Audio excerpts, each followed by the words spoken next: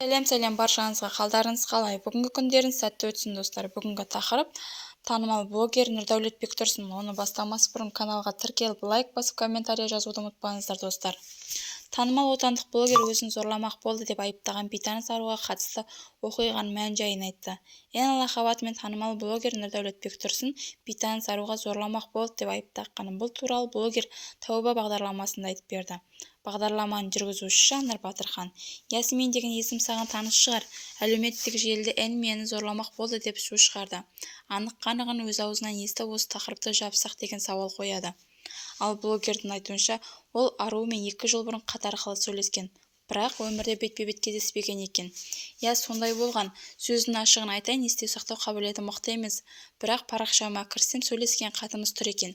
2 жыл бұрын сөйлескен екенбіз, бірақ өмірде кездескен емеспіз. Білмеймін, соны 2 жылдан кейін шығарып жібергем.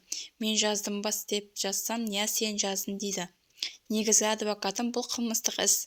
Сөйтсем, бұл менімен ғана сөйлеспеген барлық жігіттермен сөйлесіп, ақша талап етіп жүрген қыз екен. Мысалы, кез келген адам жазса, мен жауап беруге тырысам, әрине.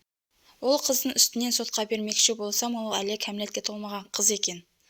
Қазір ештеңе айтқым келмейді. Халқы мені танымайды, ол қызды да танымайды. Халық тек көргенін айтады, дейді блогер. Мен қыздарға ондай жамандықты қимаймын. Менің қолымнан ондай нәрсе істеуге келмейді. Сондықтан жала жабуды қойыңыздар, қыздар, дейді танымал блогер Нұрдәулет Бектұрсын Instagram парақшасында өзінің мәлімдемесін жасады.